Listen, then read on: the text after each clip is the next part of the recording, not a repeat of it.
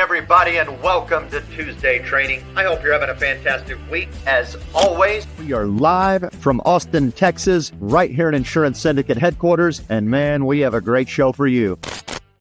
To Tuesday Training. We have a great guest today. Normally, you guys just get to look at me, but we do have a wonderful, wonderful guest that's going to be on the show today. Thank you, Mike Carolus, for pointing that out for me. I appreciate that. Now it's audio loud and clear. But we got a great guest today. We're going to talk about a lot of stuff. I'll introduce him in just a second. As always, this show is brought to you by DFY CRM. You can see it right up there in the corner. Couple of the reasons I choose DFY is mainly for simplicity, man. I need a place where I can put everything, right? All my contacts, my automations, my library of content, so to speak, all kinds of good things. So those are the things, some of the things that I work on. StreamYard is all of a sudden doing some weird updates on my end too right now. Very, very bizarre what's going on over here on my dashboard all of a sudden. Anyway, one of the things that bugs me about DFY, though, is that they won't let me release or talk about some of the updates that they're doing. And they're massive. If you're out there looking for a CRM, man, I would highly recommend a demo with the guys over at DFY. Just reach out to Tim James or Eric Fierro, and they'll give you a look under the dashboard. But I've seen some of the developments they have coming, and they are massive. You're going to love them when they release them. But all right, with that said, man, I've got an awesome guest that I want to bring on the show and talk to. You've probably, if you're in the Medicare world at all, unless you live under a rock, you've probably seen the dude on the interwebs. He's all over Facebook. He's all over Instagram. He's done some pretty amazing things in the industry. I have a special kinship to him in that we both somewhat come from the same place. We both at one point in our career worked basically as marketers, where we were recruiting agents, helping distribute product through the independent agent channel. And then eventually we decided, hey, that's been fun, but we want to go do it ourselves now, right, in other capacity.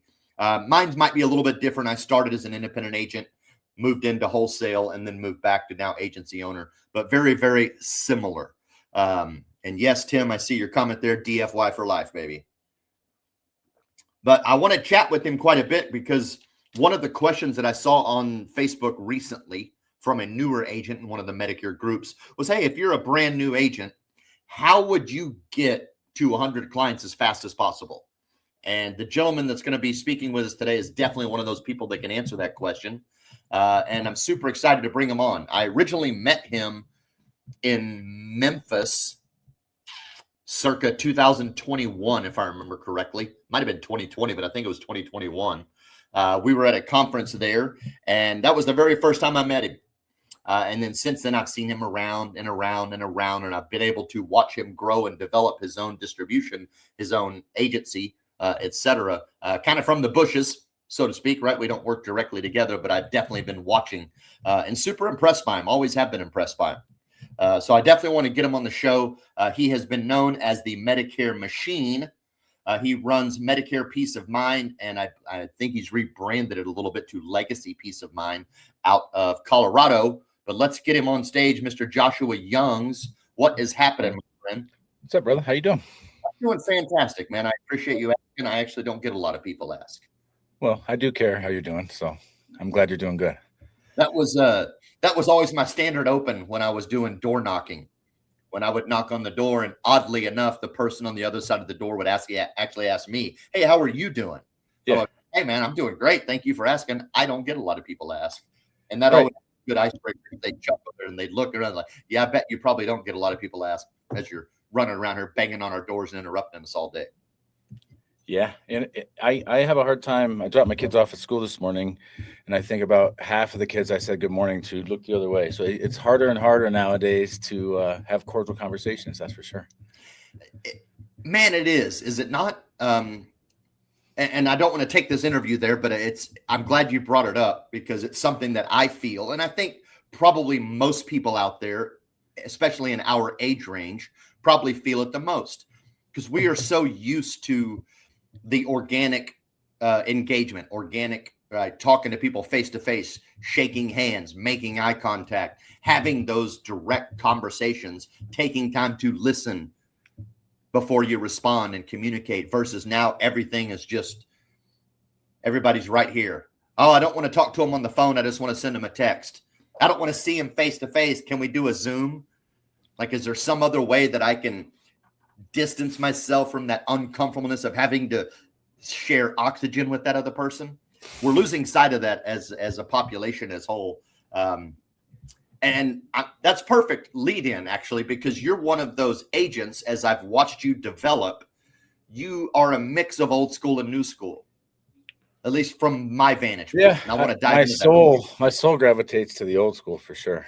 Yeah, because you still drive around, you still see people face to face. Not that that's an outdated model, but let's be honest, like a lot of agents and agencies have gravitated to more phone sales and virtual sales, which when they do that does create a vacuum for agents like you that still want to go out there and do face to face and talk to people and build that relationship close. It does create that vacuum. And I know, other than you, I know quite a few agents that are still out there doing it the face to face way and doing very, very well. But what I like about you is you've also been very good at incorporating new school strategies, technology, efficiency, automations, the processes that help you tackle face-to-face at the level that you tackle, which is one of the probably the most unusual thing about you. As someone that pretty much solely does their business face-to-face, the volume that you write is far beyond what I see from most agents. The vast majority of agents I see that could compete with you when it comes to enrollment count are going to be telesales agents, right? Because telesales obviously allows you that simplicity, freedom to cherry pick, right? Your territory, the ability to knock out a call and get right back on another one without having to jump in the car and drive across town. But you have done a very good job at creating processes that allow you to do it very fast. And that alone is amazing. Thank you. It gets harder and harder the bigger your book of business gets to maintain it. But I attributed all of it, Tony, to my first core value that I started my agency with, which is treat everyone like family. And so every time I'm in a city, I'm human too. I'd rather not drive around. And yeah, you're right. I could do 8 appointments in an hour instead of 4 in an hour if I was not face to face, because you have the drive time, it's much more difficult to get in and get out of a home than it is to get on and off a phone call. But the back end of it, the relationship to build. So there's 3 phases of a relationship. There's the creation of the relationship, there's the solidification of the relationship, and then there's the maintenance of the relationship. And the fastest way to the maintenance phase is face to face, because you're able to solidify the relationship face to face. People, especially the people we're after now, the end of the baby boomer population that we're phasing in now, they're still old school too. Like, there is no new school to them other than what they've been forced to do. Right. And so they prefer handshakes, they prefer face to face, and they want to be able to measure you up and read your body language just like you want to do that too. And so, yeah, I attribute it all to my first core value, because there's been times where someone calls me 4 or 5 hours away from my office, and my first thought is, ooh, I should give that to somebody else, or ooh, I should do that over the phone. And then I have my first core value come to my head. What would I do if it was my mom? If it was my mom, I wouldn't tell her I'm going to do it over the phone. And so that served me really well. I would say it's harder now, although now I'm in the fat and happy phase of although I got rid of the fat. I'm definitely in the happy phase where I just maintain what I got in the referrals. Honestly, I was going to get out of the field with personal production. And then my staff said, what are you doing? We're getting like 30 to 50 referrals a month. Who are they going to go to? Well, you're right. I just can't give up those.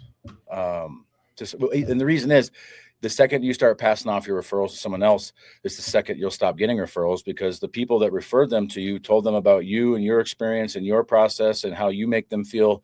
It's kind of like you're going to Disneyland. Everybody told you Mickey Mouse is going to be there, and you get there and it's Chuck E. Cheese or something. Which I say Chuck E. Cheese is also entertaining. I enjoy Chuck E. Cheese, but not as much as I enjoy Disney World. And so, yeah. Well, Chuck E. Cheese is a rat. Well, I He's not know, a mouse, right? Like but they're You have both Mickey rodents. Mouse, and then I think Chuck E. Cheese was a rat, was he not? Well, I think that's a good analogy for a lot of agents out there too. But yeah, I be authentic. I'd say the best advice to a new agent, if that's the theme of today. If I was if I was brand new today, I'd be in a much different world of hurt than I was when I hit the field in June of 2018. Oh yeah. To start building my book of business, it was a completely different environment, completely different. You didn't have to do it 24 hours. That was when they got rid of the 24-hour scope. So I hit the field right when they got rid of that rule, and then they've since brought it back, obviously. It's 48 hours, by the way. 48, but yeah, I think it's a completely different environment, and you have to have a different strategy to get to 100 clients today than you would have then. But I firmly believe if I had to do like a game show or whatever, and you drop me off somewhere in a new market, I'd have 100 clients within 3 months, no problem. And how would you go about it? Like, what would be your first plan of attack? Well, I like deep roots. Let's play that game. Let's imagine that game. Somebody picks you up in their plane, they blindfold you, they drop you off with nothing but a truck and a couple $100, and they're like, "Here, go get it done." First thing I'm going to do is go to the thrift store and find the best suit I can find, because appearances matter. And then I'm going to do my deep roots marketing. So I don't like grassroots; it's too shallow. I want fruit producing trees that once I build a relationship, they bear fruit year after year after year with a lot. Again, I'm all about the back end maintenance being low, the front end maintenance being high. Put a lot of energy up front. So I would hit the financial advisors. I would hit providers, but in a different way than most. I wouldn't go to primary care. I'd be going to specialists. I would go to this time of year, CPAs. I would go to PNC agencies. I would go to breakfast joints. I would go to bingo parlors. I would go to casinos. I would go to all the places I know seniors are, golf courses. That there's certain things that I've been addicted to throughout my life. And right now it's golf. And I'll tell you, every time I play golf on a Tuesday, Wednesday, or Thursday morning, I play a single, and I get paired up with threesomes and twosomes. And I'll every single time hit somebody who's already in the pocket range of who I'm looking for. And it's usually not someone in the low socioeconomic pocket. So I usually get referrals from higher end clients, which give me an opportunity for the bigger paydays. But yeah, I would start with a heavy. If I had $100, there's no money to do a lead drop, not even one.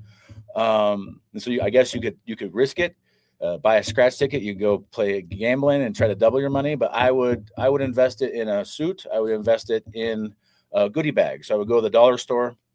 I would buy gift bags. I would buy candy bars. I would buy pens. I would buy just an assortment of stuff, including a coloring book. It's one of my favorite ones to do, because I need to make friends with the gatekeepers. And every gatekeeper, for the most part, is usually that 30 to 50-year-old woman is typically the avatar. And usually they either have children or grandchildren. And if you're a front desk person, I've been one, you are definitely overworked and underpaid. And there's not a lot of extra money to give grandkids and kids fun presents like coloring books and stuff. And so I go out on a limb. That's what I tell them. I'm going out on a limb, and I'm going to guess that you have someone in your life who could benefit from a coloring book. And so I'm trying to build a relationship with a gatekeeper. In my experience, almost always, even if I don't get that, if I go into a financial planner and I don't get a relationship with them directly, I'll almost always have a relationship with a gatekeeper. And to this day, I get referrals from the gatekeepers without having it coming from the financial advisor. I have a crap ton of gatekeepers' family. So when their husbands or their moms or their uncles or whoever need help with Medicare, they come to me because I give them the pitch.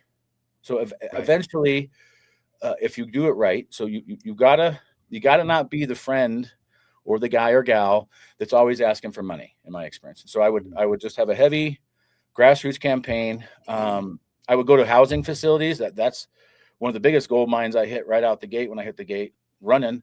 I did a direct mail drop for low income leads. I got like 4 leads back, which is wonderful, right? So 0.0% for it was like less than a point return. But one of them I got, the lady I talked to had a claim problem, and so I helped her fix her claim problem. I helped her fix with billing, get things fixed. And then she told somebody at her doctor's office about me. And she also told the activities director of her building about me. And within 2 weeks of that, I was doing a presentation in front of both groups.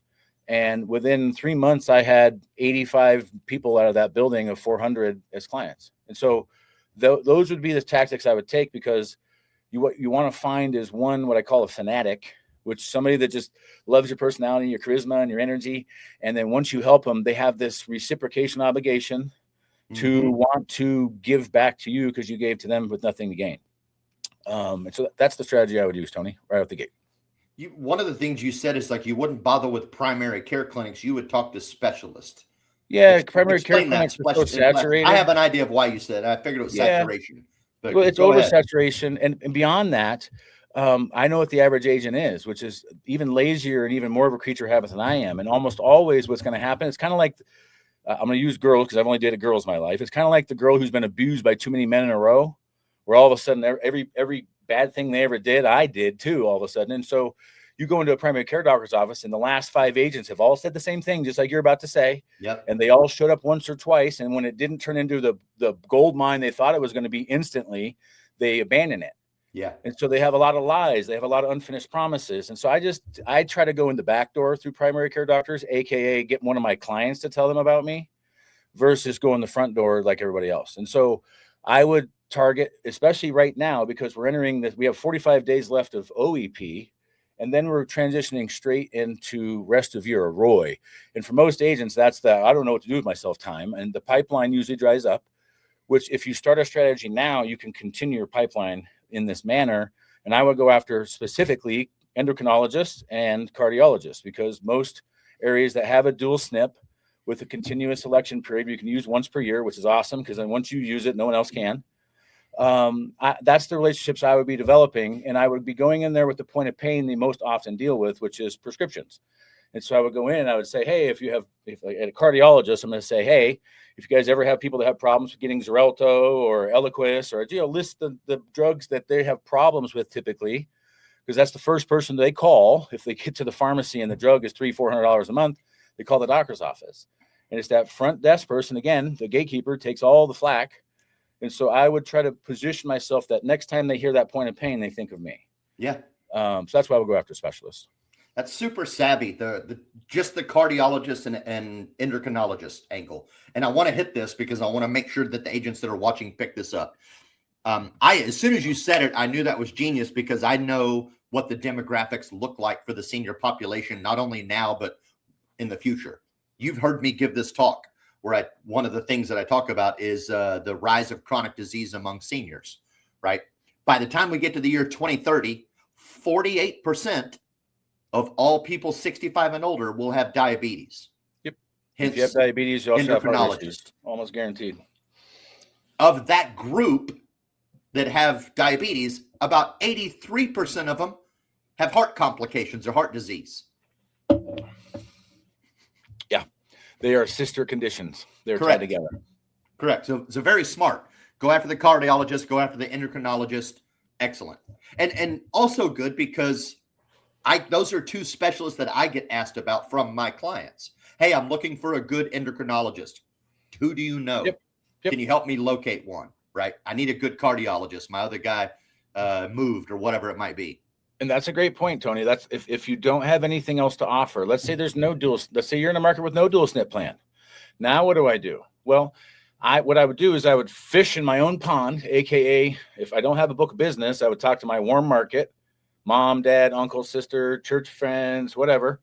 And what you're looking for is people just like that who need a new cardiologist, endocrinologist, or even primary care. Because if I come into the office with, hey, my mom is looking for a new cardiologist, I just want to see if this is a good fit. I mean, you hand them one person and see how far the reciprocation of obligation doesn't jump off the charts. You bring 1 or 2 or 3 referrals to them, they're going to absolutely put you in a line to everybody else that they need. They're going to send to you. 100%. And don't be afraid if somebody's already there. There's been plenty of times where I walk into a financial planner or a doctor's office, like, oh, we're already working with so-and-so. And I would say, okay, is that an exclusive relationship? And I can't tell you how many times they're like, well, no. I said, well, what part of town are they in? And so I try to angle myself. Okay, they're on the north side of town. Anybody on the south side of town, that's my area. I'd love to be a partner, because they don't want to look like you guys. As much as you want to be the exclusive referral partner, right, it looks really bad for them to have one place they're funneling people to. That looks a lot like steering. And they have to take CMS stuff too. On the provider side, they have to get CMS certified, and they learn about the CMS rules and regulations. And so understanding all these angles of the game puts you in position where you might be solving a point of pain they don't even bring up. So what do you say when you walk in that doctor's office for the first time? Well, again, how do you approach that? I try to come with a gun with at least 3 bullets in it. So I want to come in there with a possible referral. If anything, I'm going to use my mom every time. Like, Mom, you're going to try out a new doctor this week. I want to have a referral. I want to have I want to have angles for prescription problem. And basically, you want to train everybody that you talk to listen for points of pain. What I find most agents, including myself, the mistake I used to make was I would just do the old rigmarole everybody else is doing, which is basically, if you think of fishing, everybody's fishing with the same lure and nobody's catching fish. You come in with a new lure and all of a sudden you're the one catching fish and everybody wants to know what you're using. And so I would go in with a different strategy where, 1, I have a referral possibly. 2, I want to be fishing for points of pain. And I want to train them that when they hear the point of pain, they think of me, versus think of the point of pleasure and they think of me, which is what most agents try to do. Where I help people, I do the right thing, blah, blah, blah, blah, blah, versus I make sure that people show up at the pharmacy counter and can afford their meds. And so then I give them examples. Again, I'll use the cardiologist again, Xarelto, Eliquis, the top 2 for that category, where somebody gets prescribed one of those. And the reason it's such a point of pain is, 1, the cost of those 2 meds. And then secondary is the cost of the alternative, which is warfarin. And so the warfarin, while being 0, the cost is your health, and the side effects are so severe that now they have to go in for a freaking blood test every week. It's not like who wants to go to the doctor once a week? Trust me, I've done it once upon a time when I was doing testosterone shots, and it stinks. It stinks to go to the doctor every week. You're like, it's like a chore. So I would go after the points of pain of drugs and then providers. So as much as we think it makes logical sense that if the primary care doctor is going to refer someone to the foot doctor, that they would double check to make sure that the foot doctor is in network.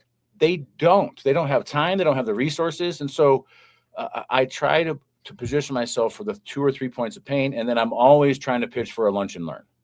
So what I'd like to do with the doctor's office. Yeah. And again, most of those people are overworked and underpaid, and they can't afford a nice lunch.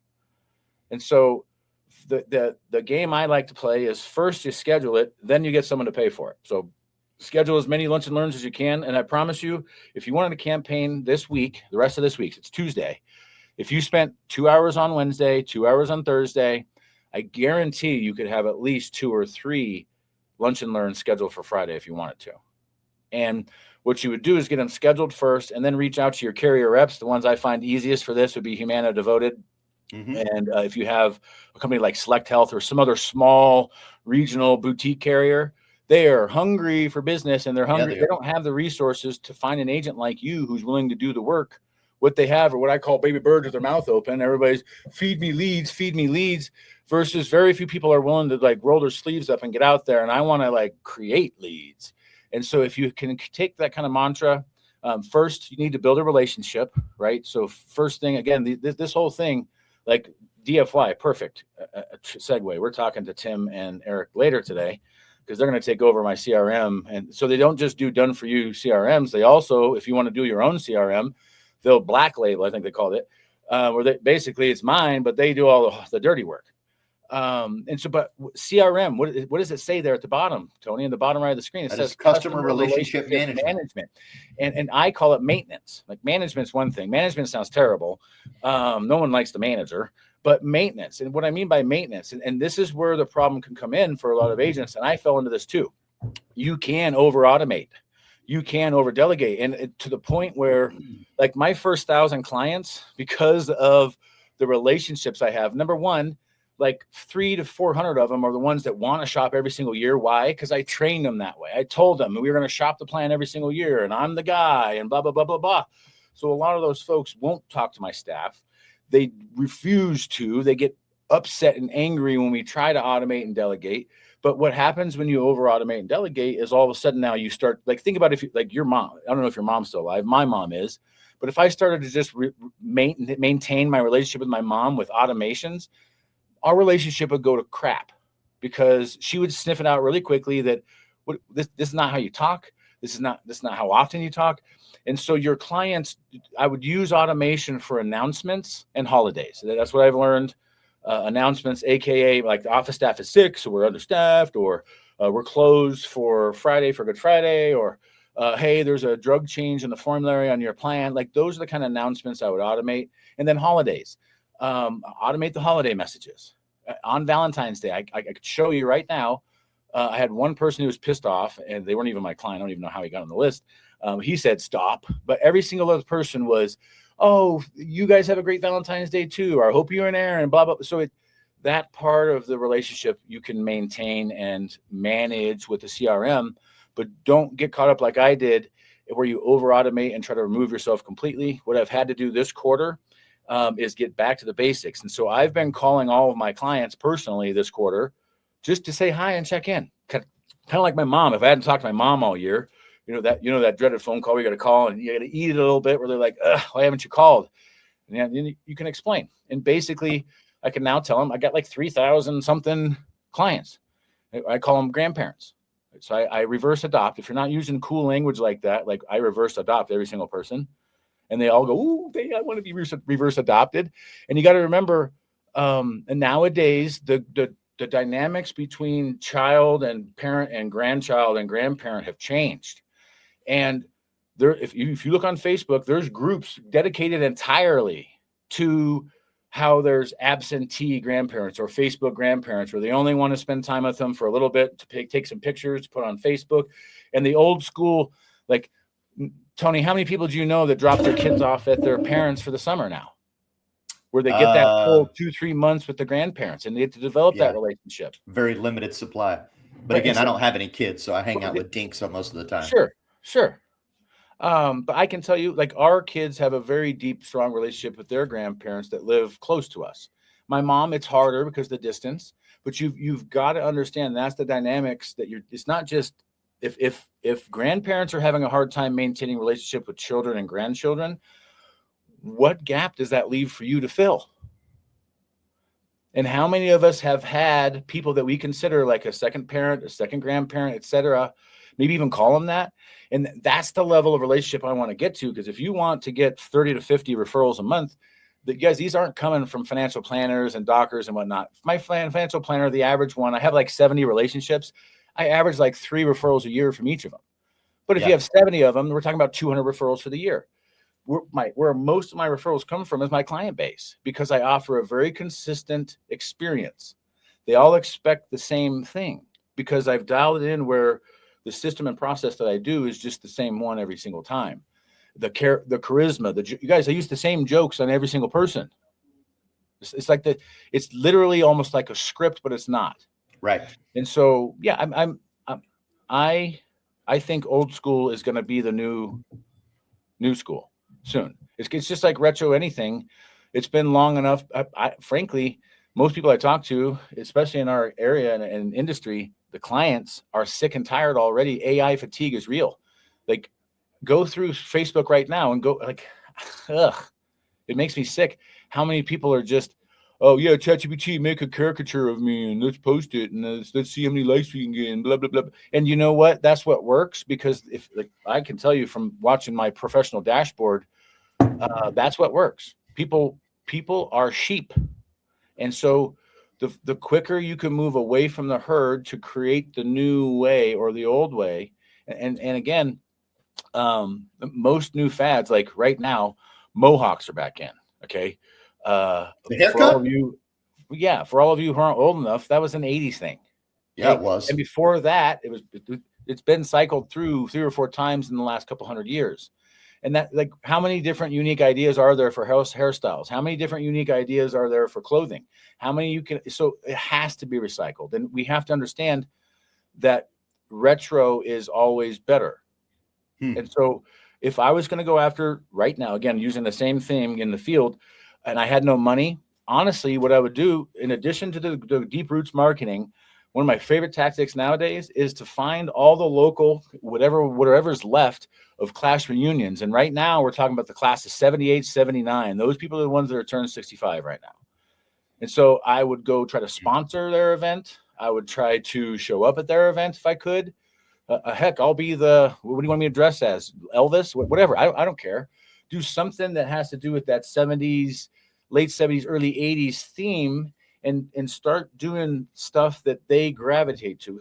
Like, think about it. If you're someone turning 65, do you want to go to the Medicare 101 seminar that's just Medicare 101, or do you want to go to the one that's like hip and rad and that just try to get a niche and go after it. But the more you can speak the language of the person you're after, the better. It's kind of like fishing. If I want to catch bluegill, I'm not going to use shark bait. Right. But yeah, I talked a lot. What else you got? No, that's good. I appreciate what you said about, number one, the retro thing, but also, like, and while you didn't say it directly, you pointed out that seniors are evolving also, right? Seniors that I spoke to in 2004 are not the same senior that I'm speaking to today in 2026, right? Their avatar evolves. They're having new experiences. They have a new mindset, new style, etc. So thinking about that whole like class of 78, class of 79, that's pretty interesting. I hadn't really ever looked at it from that angle. Like, I understood that they evolved, but I always was looking at them from evolving in regards to their needs, desires, and their adoption rate to technology. Well, how many people do you know that never grew up? Say again? How many people do you know that never grew up? And it's not that they never grew up. It's that, like, if I'm honest, which I try to be, I probably didn't get past age 16 to 18 for a long time. Right. And even today, I can turn on the late 90s, mid 90s music, and I'm right back in the zone again. And I speak to that. And I think, I don't know about you, Tony, but I think of myself still as a young, healthy, athletic person until I get around some young, healthy, athletic people.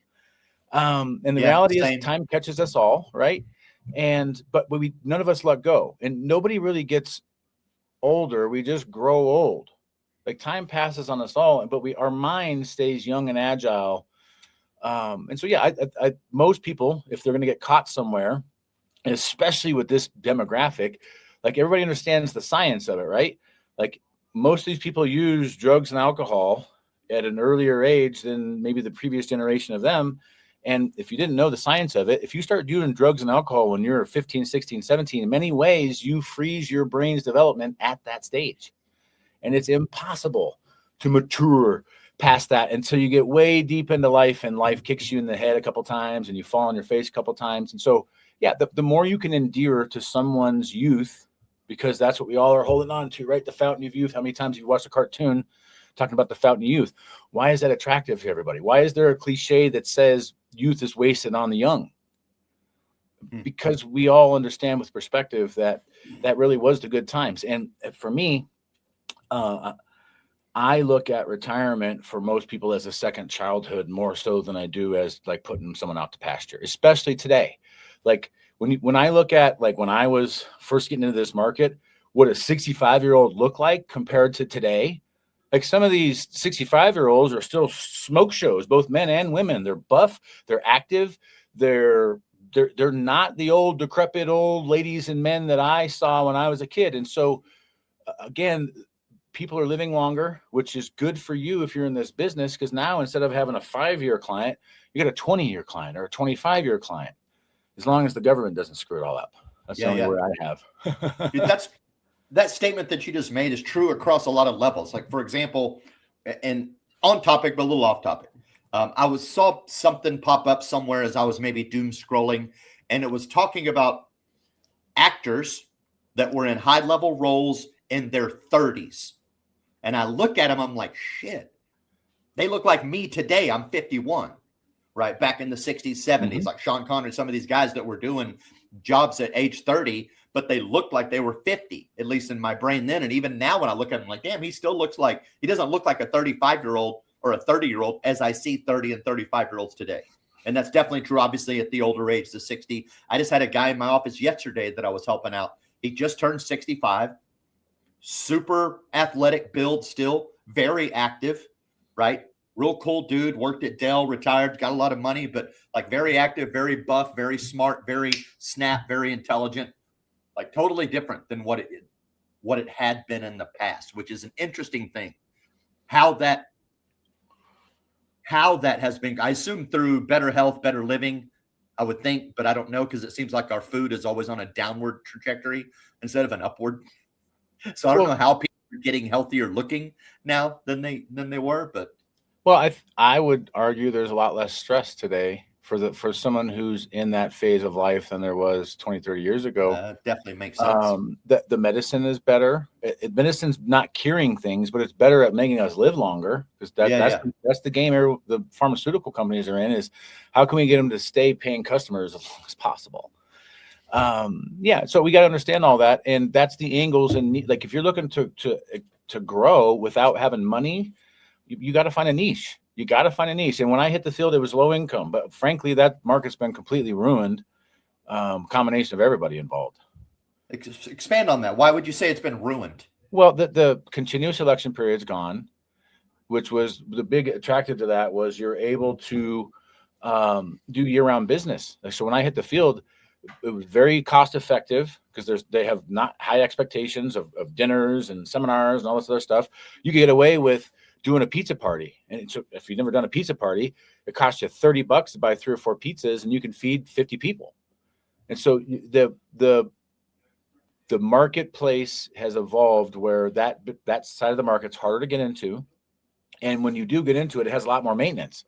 And so most agents, again, the one thing that got hammered in my head by my mentor, Rudy, was that every agent is creature, habit, and lazy. And it took me a while to really, like, even myself, I look at myself like, yeah, I am both of those things.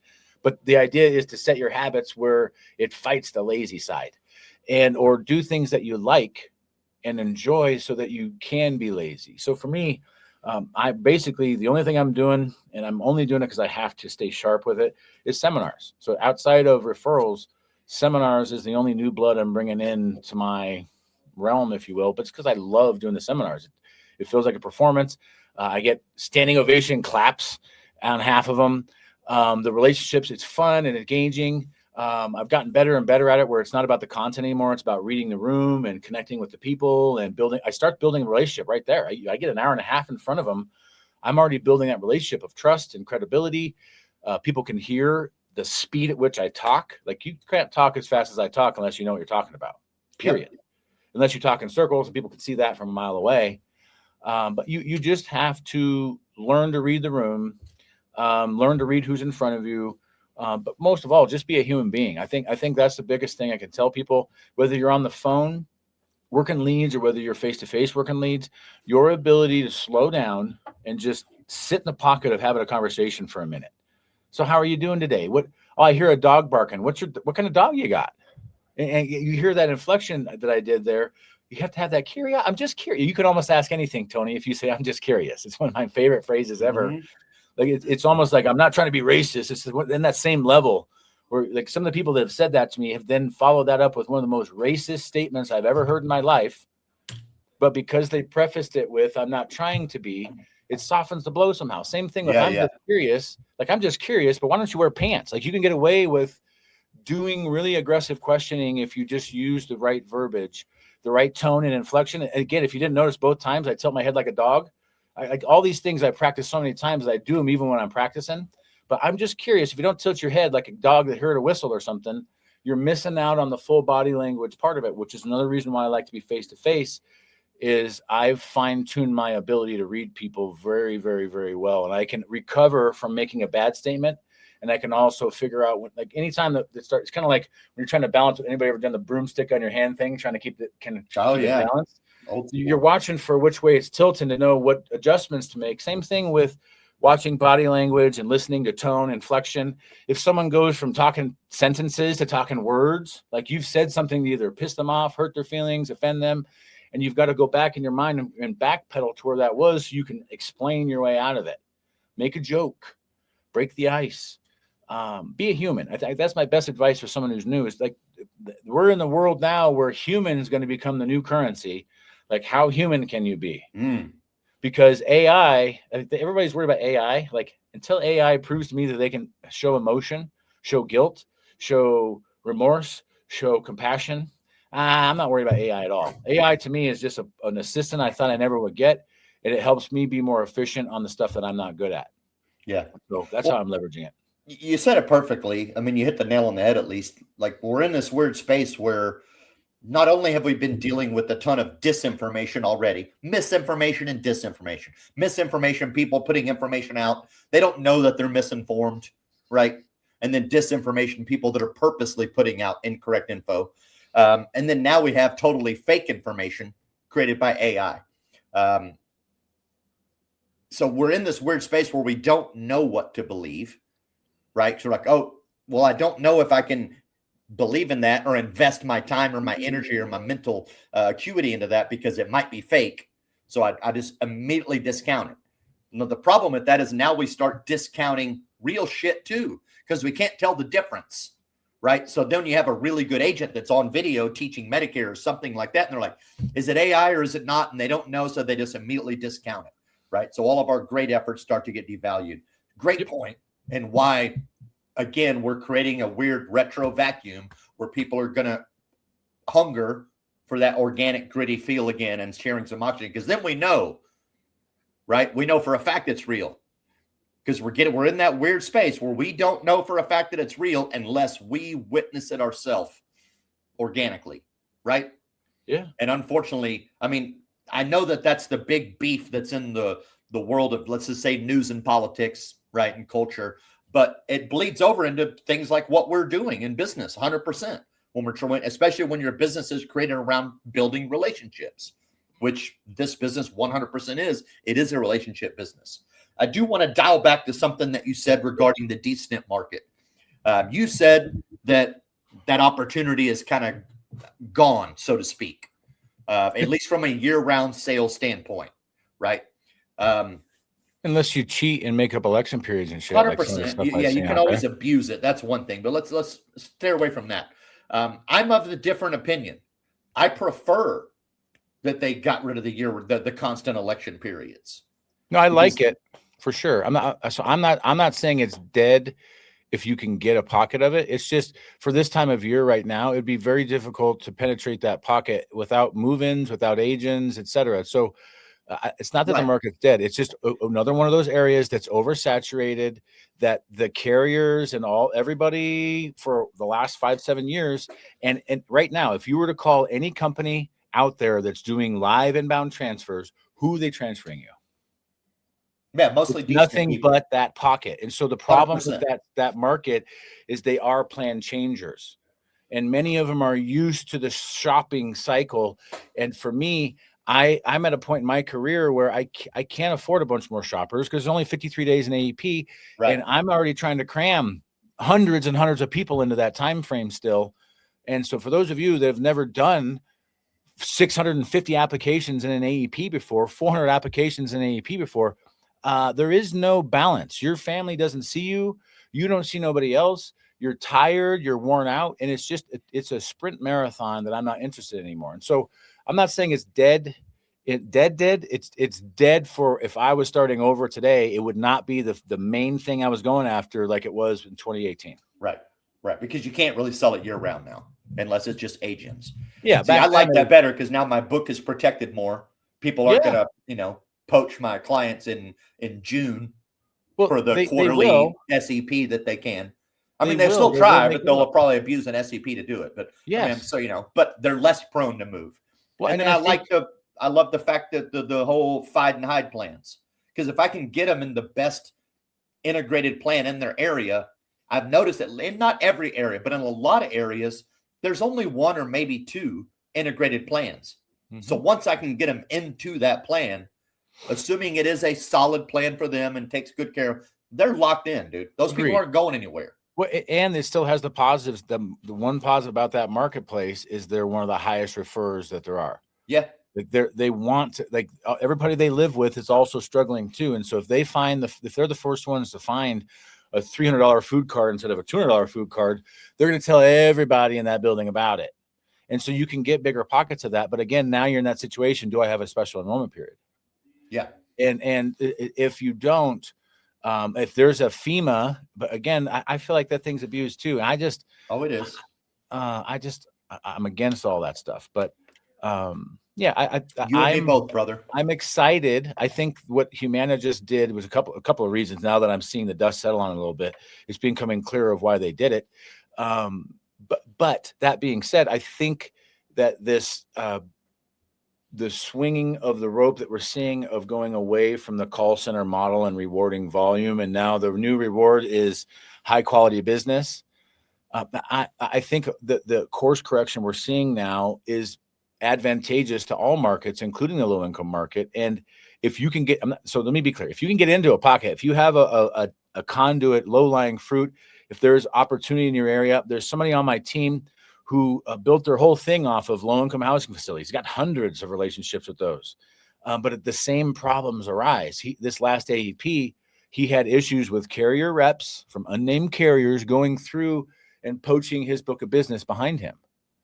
And so the low income market has some positives and negatives. You have to do a lot more work on the backside for the maintenance of the relationship than you do with most other segments of the market. But in almost every state, it's at least a third of the population. Right. So it's a massive pocket that if you can get the loyalty built in and you have the proper structure, the low income market would be phenomenal. It's more difficult to get into now. So if I had $100, you said $200 in my pocket, I wouldn't start there. I would be starting at a different angle because, again, I try to fish in a pond with the lures that nobody else is using.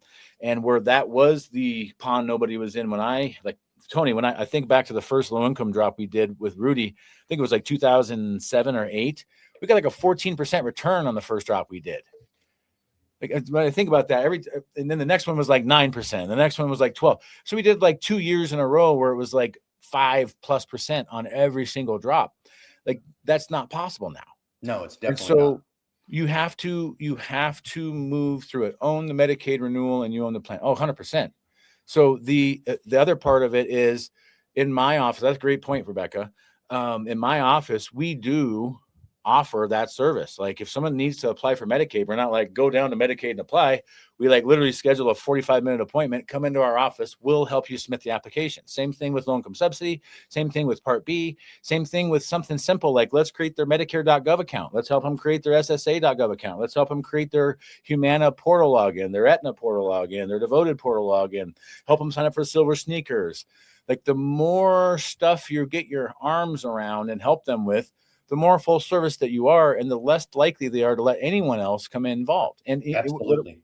What happens too is if somebody does leave you, which happens, it's going to happen. Somebody's going to have their nephew, their cousin, their mama, somebody they like better than you, somebody prettier than you is going to come along.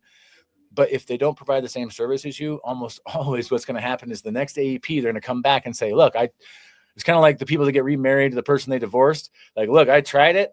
I dated around. The other people suck. I want to come back. Like, let's do this thing because we have our relationship here. Yeah. It's the same thing. So, yeah, I guess I should clarify. Low income market's not dead. It's just exponentially more difficult than it was 5 years ago, 10 years ago. Okay. So more difficult to get new business, probably easier to maintain the business that you have. Yep. Easier to keep, though. Understood. So if I caught you correct, like for ROI for rest of year, your focus is seminars and T65s, right? Well, I lean heavy into those two because I want my pipeline of true up to outweigh my pipeline. Because anyone who's been in this business more than a few years understands that period of time from April 1st to September 30th, unless you're building an agency, if you're building an agency, it's to September 30th.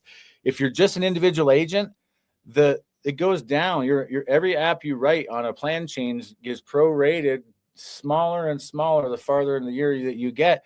And so if you're building an agency, for those that don't know, one of the incentives of having a team of agents that you mentor is once you hit AEP, you start to get overrides for the business that everybody's writing in AEP. So your revenue will pick up November, December, like for me, it's saved my bacon a few times where normally I'd be out of money. And that's the inherent battle for an average agent is, especially if you're bad at spending like I am. You'll get to this July to September range. You're going to wonder, how the heck am I going to pay my bills? Because I'm writing the same number of apps, but the money I'm getting for those same apps is down 40, 50, 75% based on the effective date that you're writing. Now, it all fixes itself once you get back into that renewal pattern in January. Yeah. But again, everything I give advice on is something I've learned the hard way in the field. But Yeah. I find that if you don't understand proration, you can get up in a dangerous spot, because people that are in like a recruiting position, I don't hear a lot of conversation about proration. It's all about, hey, it's Because they don't care, $350 because they're per still app. getting the same override. Yeah. A lot of carriers don't You're getting prorate the prorated, override. but they're not getting prorated. Right. So these So are it's all not even on their mind. I would almost guarantee you most marketers out there probably don't even know what the fuck you're talking about. True. Pardon my language. No, I get it. And this is coming from someone that did wholesale at a high level. Correct. Yeah. What do they, again, what does anybody recruit on? It's the same thing that people sell on. If you watch a commercial, what does all the big bold letters say? It's all the positives. And then at the very end, only because the government forces them, remember in the old days, it'd be like, and they tell you the disclaimer at the end, and as fast as someone could read it, or they put it as like this, like size 1 font at the bottom of the screen, and you better take a screenshot. You ain't reading other than the first sentence. Yeah. And so, like, that's the reality where, again, if you can just go the opposite of that and start advertising the negatives, right? So one angle, I'll give a free angle for everybody out there. Like, take what everybody else is doing. Pick anything. Like, Tony, what do you think the most popular marketing that there is right now? Right now, I'd say Facebook marketing. Okay, and what kind? Let's say. I would say most people, at least from what I'm seeing, most people are doing some type of still image with the landing page funnel system. Okay. That has some backed up automation. Still image advertising?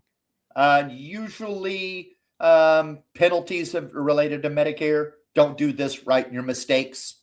A lot of times they're pointing out some of the negatives. So, but again, it depends. Like I see a bunch, but I would say probably in that range. So there's either you advertise the point of pain, or you advertise what's been rampant in the last few years, like food card. Food cards and zero this and dental and extra benefits. But they're cracking down on that.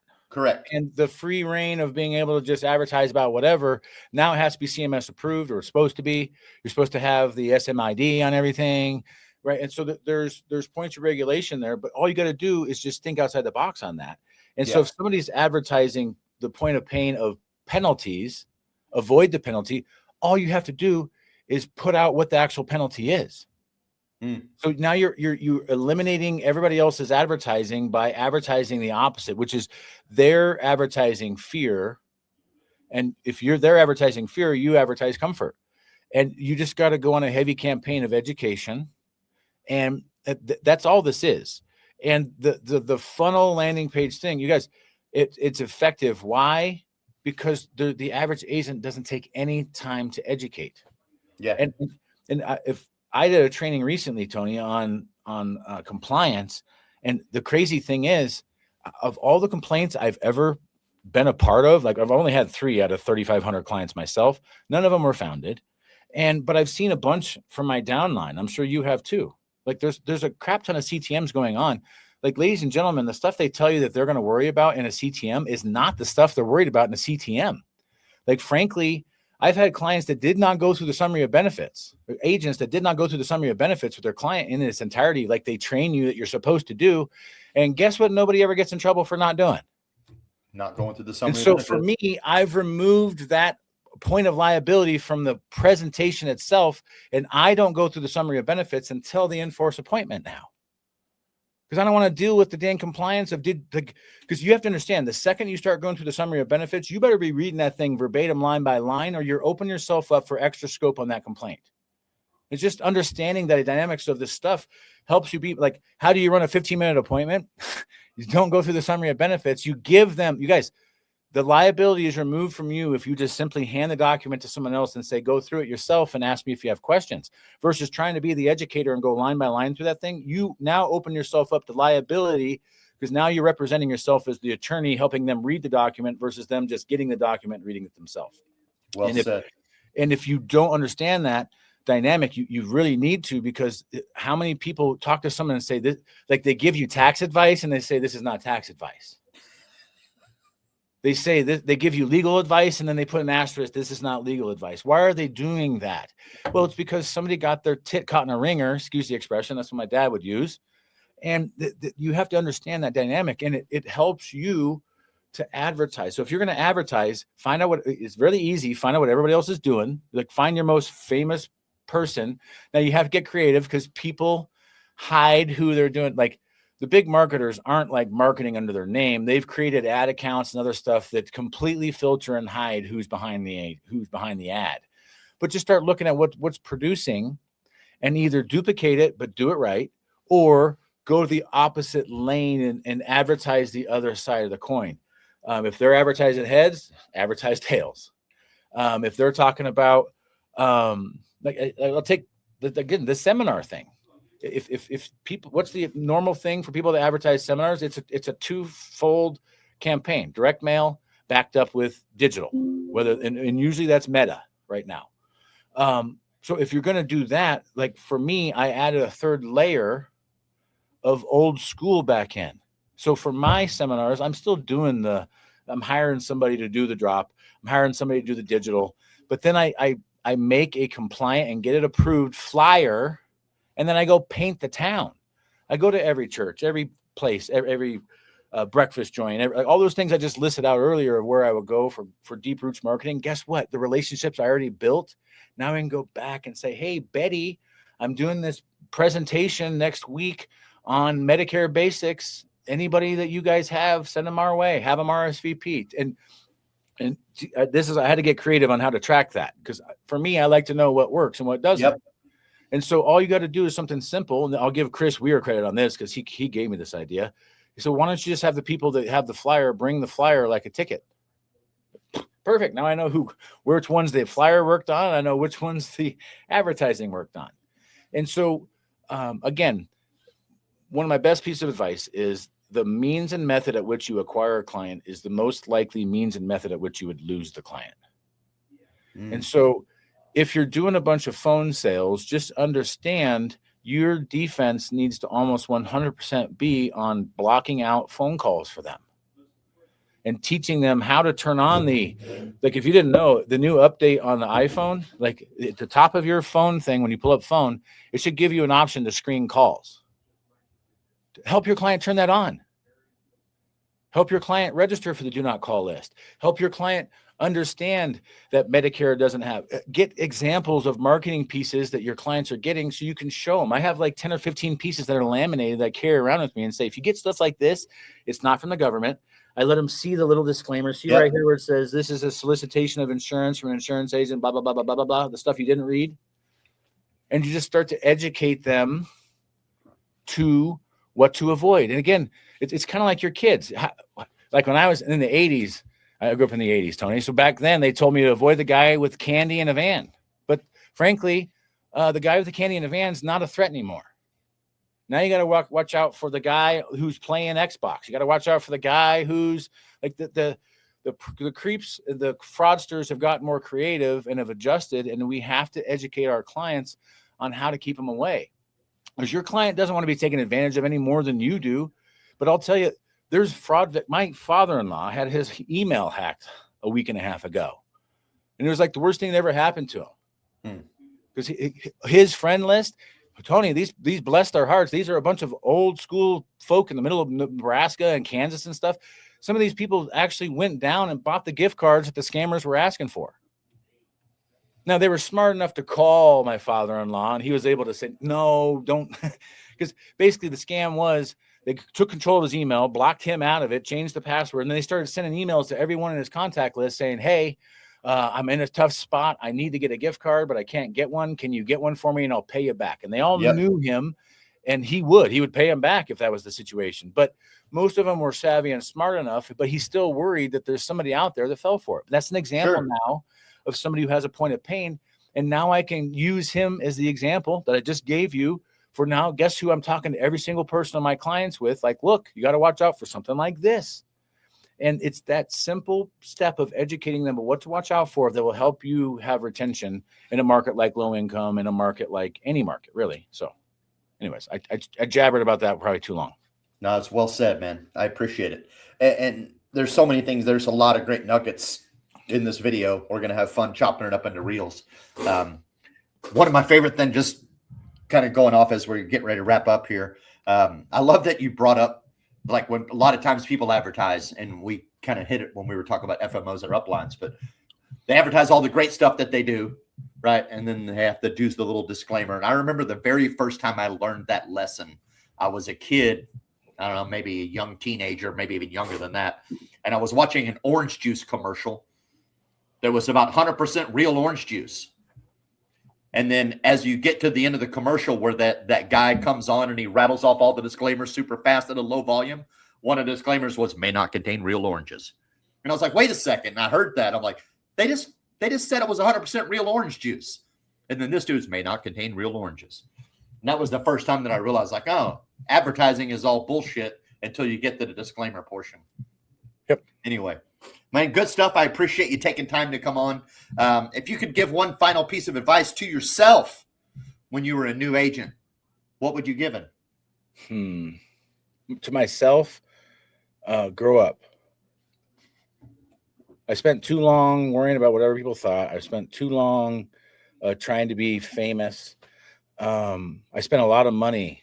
Like, the truth be told, I don't think there was one stage that I was on that I didn't pay a significant amount of money to be on.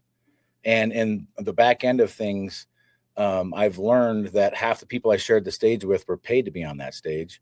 And they were probably paid with the money I gave. And so just understand that no matter what it is, that if it sounds too good to be true, that adage kind of holds pretty strong. It probably is. And if you stay authentic long enough, like, do I regret it? No, because like most lessons, the expensive ones, the painful ones are the ones you learn the most. But yeah, my best piece of advice to myself would just be you and be okay with being you. And who cares what everybody else says or thinks or what they say about you or any of that crap. I'm so far disconnected from what people say that I usually hear about it from other people now, where I used to like be consumed with it. And I would be chasing the rabbit, if you will. And like I said, chasing the rabbit, what I've learned is rabbits go back into the rabbit hole. And half the time when the rabbit goes back in the rabbit hole, there's a snake in there waiting. And so when you chase the rabbit, AKA you chase fame, you chase anything that's not authentic to your true self, you'll end up finding the pain. You'll end up finding the point of pain. And so just stay in your lane, stay in your pocket. That's what I'd tell myself if I could start over. Don't worry about anybody else. And don't listen, because I listened to what other people said.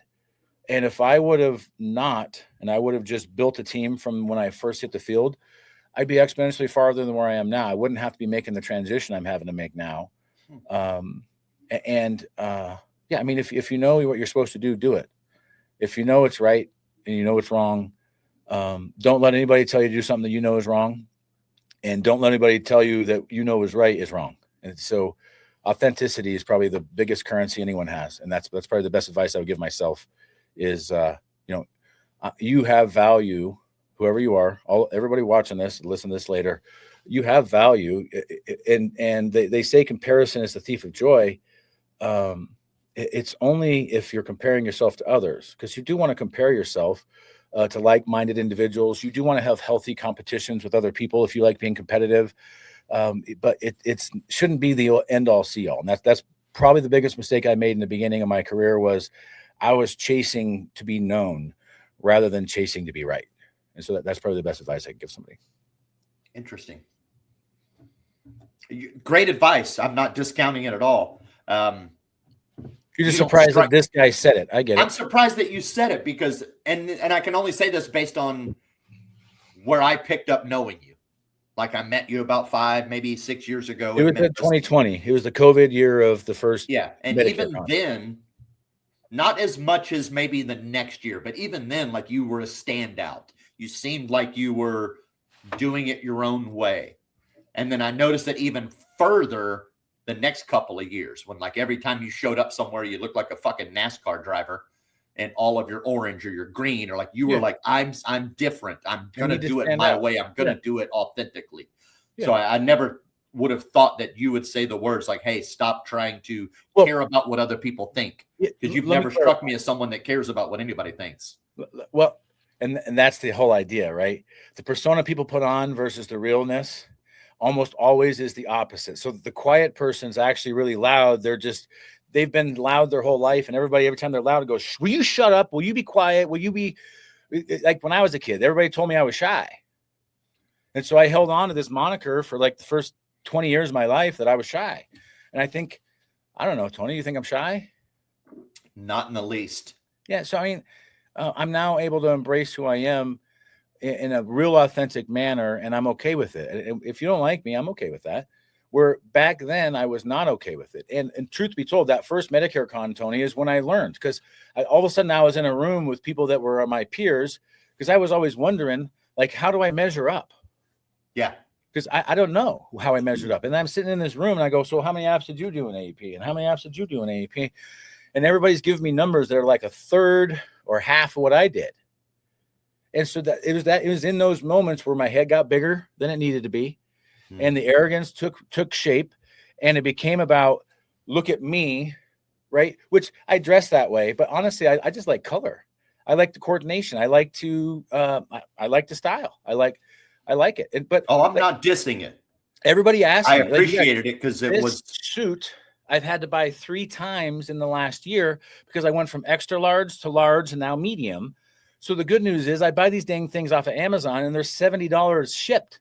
Yeah. And so I look at them as disposable. That way, if I get a stain on them, I'm just like, take it off or click on Amazon and another one shows up in 3 days. And so there's an illusion here. Like, I dress this way for me now. I don't dress for anyone else. But I do want to stand out in a crowd. Why? Because I want people to remember me. If I go into the doctor's office and I just dress normally, I dress down, they're not going to respect me like they do when I wear a suit. Number 2, they aren't going to remember me. But if I go in there with a neon green suit, they're going to show. In fact, when I recently sold the red Rocket, the red BMW, back to the dealership. And at the end, that was the day I was wearing my yellow suit with yellow shoes. And they said 2 things to me when I was leaving, which have stuck with me. First one was, can we take your picture? Because we want to show all our sales staff what you need to dress like. And the second thing they said to me was, a lot of people try to wear Jordans with their suits and pull it off. We have to give it to you. You did it. And so how did I do that? Just by being me. I wasn't trying to do that, but that's the confirmation that me being authentically me is what attracts people to me. It's not me trying to be fake. It's not me dressing like, so if that's not you, y'all, don't just start dressing up in colors if that's not your true personality. But if it is, don't let cost be a barrier, because all of you can afford one $70 suit. And if you can't, reach out to me because I'll help you get some strategies so you can very quickly. Because this business, if you haven't figured it out, is one of the few things on earth that you can write your own check and you can get paid exactly. And I said this when I hit the field, Tony. It's one of my favorite things I ever said to myself. No longer will I ever be underpaid and overworked. From this day forth, I will earn exactly what I've earned. And to this day, since June of 2018 till now, I've made millions of dollars. And it's a testament to being true to myself, being authentic, and treating every single client like my mom, because that's what I tell every single one of them. And it's not lip service. I will go to great lengths. I will show up at the doctor's office with them. I will show up at the billing. I will show up at the hospital when I know they're in the hospital. Like, it's not lip service. And so be authentic, be you, and who cares what everybody else thinks. Yeah, well said. Man, I appreciate you taking time out of your busy schedule to hang out with me and chat it up.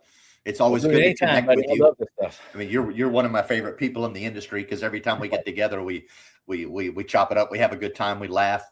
Our bond gets closer. So I appreciate you jumping on board and on short notice. So thank you, and keep doing you, brother. I mean, as much as I understand your statement about don't chase the rabbits, everybody still needs a rabbit to chase, right? Just make sure you're chasing the right rabbits. And you were definitely one of those right rabbits for agents to be chasing and learning from. So thanks for coming on and giving us some of your authentic brain. I do appreciate it. Yes, sir. I'll see you at Medicarians, I'm sure. I will be in Western Europe. I'll be in France. So I was going to go to Medicarians, but I had an opportunity to extend some of my European travel, because I'm going over to Portugal already for an event with Cody Askins. And then decided while I'm there, let me go ahead and spend some more time in Europe. I've always wanted to go and spend more time. So Grace has earned it. I've earned it. So we're going to go spend about 3 weeks touring Portugal, Spain, France, and Italy. It'll be Love great. that. Well, then, are you going to SWAT? You'll probably see me at SWAT in the spring. Okay.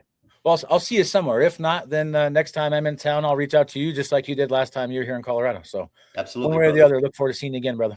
Cool. Take it easy. Thank you guys for tuning in.